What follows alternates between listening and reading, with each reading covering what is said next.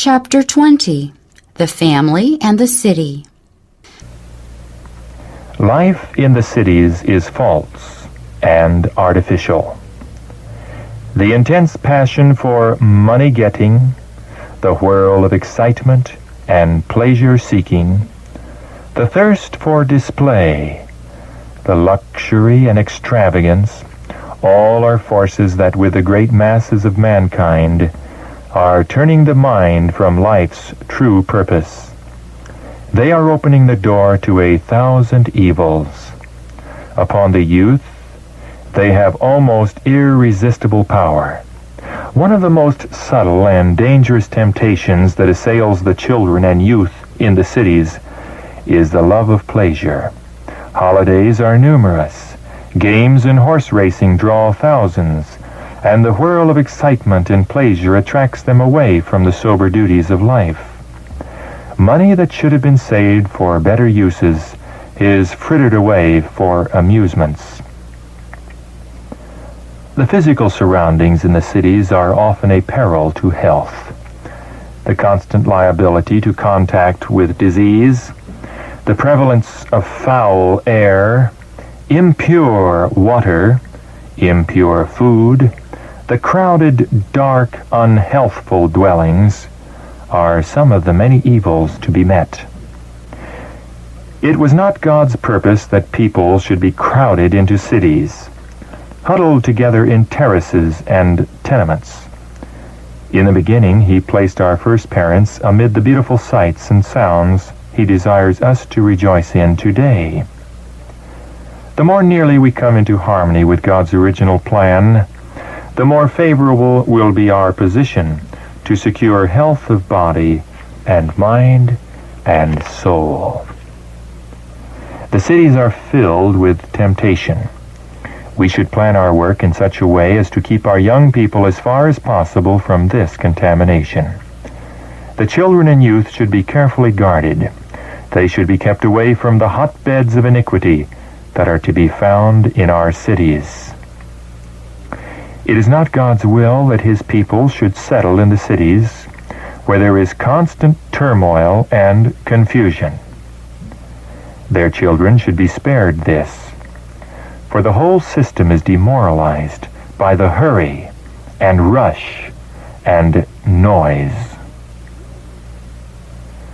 Through the working of trusts and the results of labor unions and strikes, the conditions of life in the city are constantly becoming more and more difficult. Serious troubles are before us, and for many families, removal from the cities will become a necessity. The time is near when large cities will be swept away, and all should be warned of these coming judgments.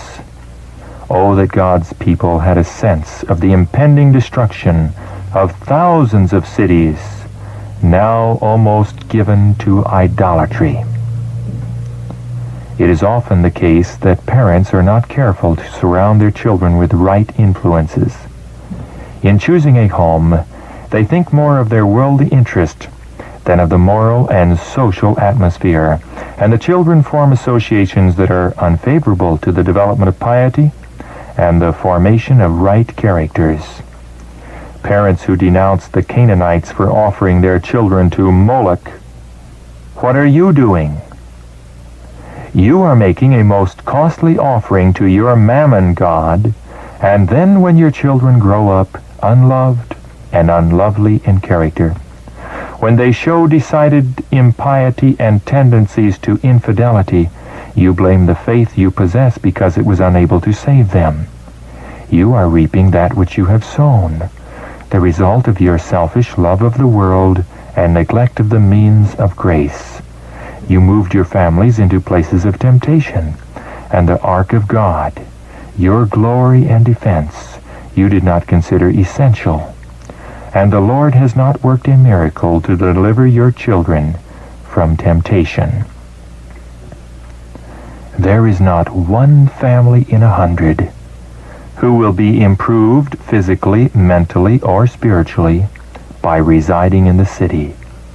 Faith, hope, love, happiness can far better be gained in retired places where there are fields and hills and trees.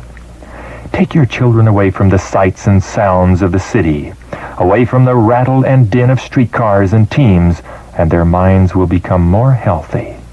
It will be found easier to bring home to their hearts the truth of the Word of God. Many parents remove from their country homes to the city, regarding it as a more desirable or profitable location. But by making this change, they expose their children to many and great temptations. The boys have no employment, and they obtain a street education and go on from one step in depravity to another until they lose all interest in anything that is good and pure and holy. How much better had the parents remained with their families in the country, where the influences are most favorable for physical and mental strength. Let the youth be taught to labor in tilling the soil, and let them sleep the sweet sleep of weariness and innocence. Through the neglect of parents, the youth in our cities are corrupting their ways and polluting their souls before God. This will ever be the fruit of idleness. The almshouses, the prisons, and the gallows publish the sorrowful tale of the neglected duties of parents. Better sacrifice any and every worldly consideration than to imperil the precious souls committed to your care. They will be assailed by temptations and should be taught to meet them. But it is your duty to cut off every influence, to break up every habit, to sunder every tie that keeps you from the most free, open, and hearty committal of yourselves and your family to God.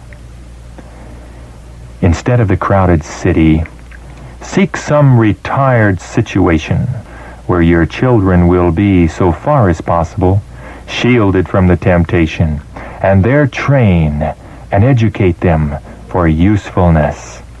The prophet Ezekiel thus enumerates the causes that led to Sodom's sin and destruction. Pride, fullness of bread, and abundance of idleness was in her and in her daughters. Neither did she strengthen the hand of the poor and needy. All who escape the doom of Sodom must shun the course that brought God's judgments upon that wicked city. When Lot entered Sodom, he fully intended to keep himself free from iniquity and to command his household after him, but he signally failed. The corrupting influences about him had an effect upon his own faith, and his children's connection with the inhabitants of Sodom bound up his interest in a measure with theirs. The result is before us. Many are still making a similar mistake. Let it be your study to select and make your homes as far from Sodom and Gomorrah as you can. Keep out of the large cities. If possible, make your homes in the quiet retirement of the country, even if you can never become wealthy by so doing. Locate where there is the best influence. I am instructed by the Lord to warn our people not to flock to the cities to find homes for their families. To fathers and mothers, I am instructed to say, fail not to keep your children within your own premises. Take your families away from the cities is my message. The time has come when, as God opens the way, families should move out of the cities. The children should be taken into the country. The parents should get a suitable place as their means will allow. Though the dwelling may be small, yet there should be land in connection with it that may be cultivated. Before the overflowing scourge shall come upon the dwellers of the earth, the Lord calls upon all who are Israelites indeed to prepare for that event. To parents he sends the warning cry, gather your children into your own houses. Gather them away from those who are disregarding the commandments of God, who are teaching and practicing evil get out of the large cities as fast as possible. Parents can secure small homes in the country with land for cultivation, where they can have orchards, and where they can raise vegetables and small fruits to take the place of flesh meat, which is so corrupting to the lifeblood coursing through the veins. On such places the children will not be surrounded with the corrupting influences of city life. God will help his people to find such homes outside of the cities.